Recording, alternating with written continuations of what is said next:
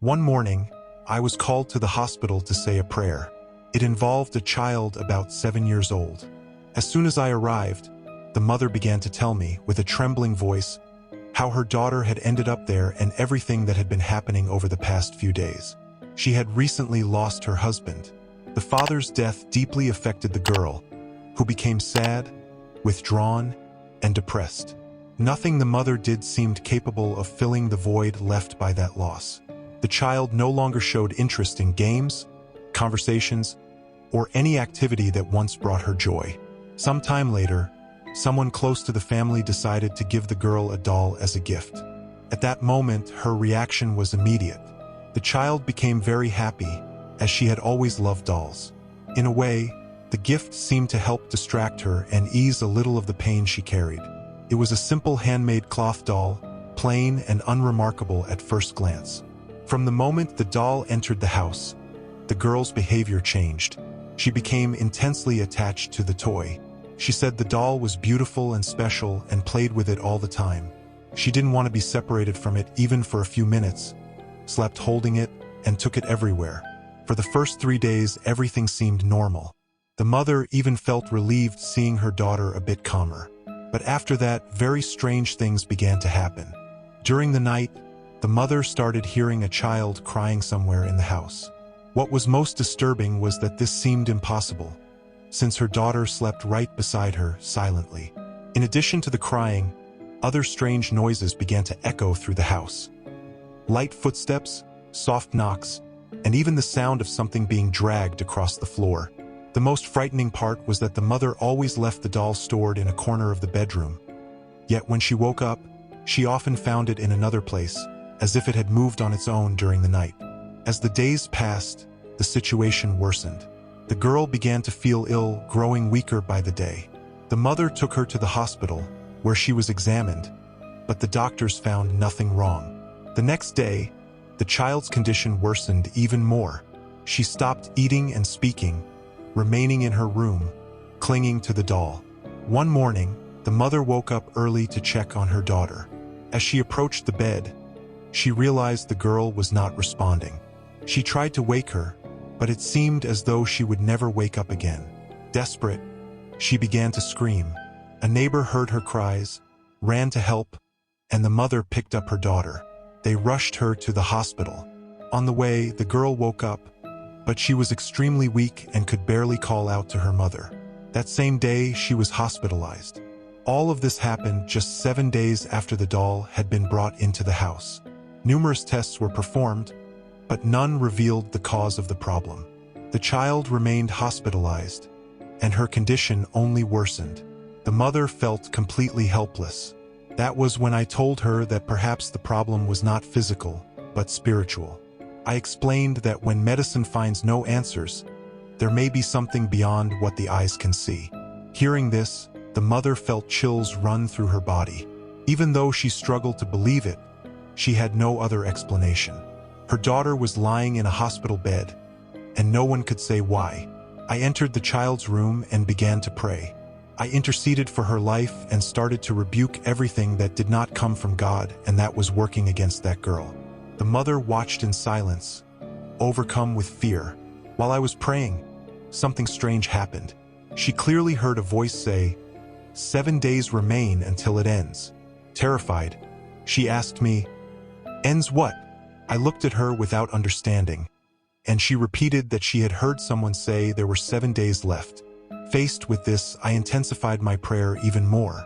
When I finished, a doctor entered the room with some updates about the girl's condition. I took that moment to ask the mother to show me the doll. At the end of the day, she called an aunt to stay with the child at the hospital and took me to her house to see the toy. As soon as we entered, a heavy atmosphere seemed to fill the place. She said she had left the doll in her daughter's bedroom, on the bed. When we went there, the doll was gone. We searched the entire house and couldn't find it.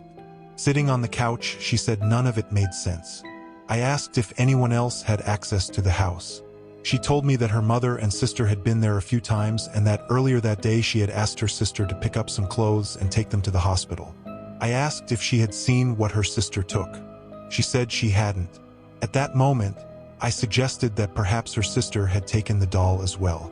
Immediately, she called her sister, who confirmed that the doll was with the girl and had been placed beside her on the bed. The mother panicked and begged her to remove the doll immediately. The sister resisted, saying it might help the girl get better. The mother, in desperation, said the doll was the cause of everything. The call dropped. We tried calling again, but it went straight to voicemail. We rushed back to the hospital.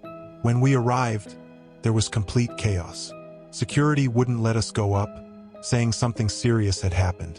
After a long wait, a nurse informed us that the mother's sister, who had been caring for the girl, had suffered a seizure and collapsed and was now under observation. The mother asked to go up and see her daughter. The nurse allowed only her to go. Before she went up, I told her she needed to take the doll and bring it to me. She was afraid, thinking the doll might harm her as well. So I handed her a crucifix and told her to place it on the doll. When the elevator doors opened on the floor where the room was, the corridor was completely empty. A heavy silence filled the place. The mother stood frozen for a moment, overcome by fear, but then gathered her strength and began to walk. Halfway down the corridor, she heard the cry of a baby coming from her daughter's room. She took a deep breath, opened the door, and saw her daughter lying there with her eyes open, completely white. The girl spoke, but the voice was not hers. It was a hoarse, elderly woman's voice, saying that for many years she had fed on the energy of children and that with each passing year she grew stronger. The mother stepped back 2 steps, paralyzed. She had never seen anything like that, but it was her daughter. She had to do something. She took the crucifix and placed it around the doll's neck. At that very moment, the girl closed her eyes. Without wasting time, she grabbed the doll and ran downstairs, handing it to me. I took the doll to the church. In a room at the back, I opened it. Inside, there was dark soil with an unbearable stench, strands of hair, and small bones. What struck me the most was finding, inside the doll's head, another smaller doll made of wax, filled with a dark, foul-smelling liquid. All of it was immediately incinerated. The next day, I returned to the hospital. The mother told me, in tears, that morning she woke up to her daughter calling her, saying she was hungry. Her sister had also woken up feeling well. Days later, the sister revealed that before she collapsed, she saw an old woman enter the room and place her hand on her head. After that, she remembered nothing else. Today, the mother and daughter live peacefully, without any kind of disturbance. But what they experienced will never be forgotten. After everything I lived through that day, I once again understood that not every battle takes place on the visible plane. There are pains that begin in the heart, openings created by grief, loneliness, and despair. And it is precisely in those moments that something hidden finds room to act. That mother did not lose only her husband. She lost her sense of security, her hope, and almost lost her daughter as well.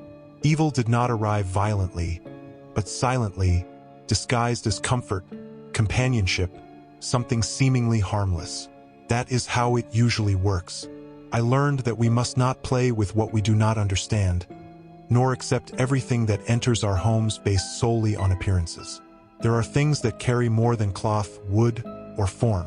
They carry intentions, marks, and shadows that cannot be seen with ordinary eyes.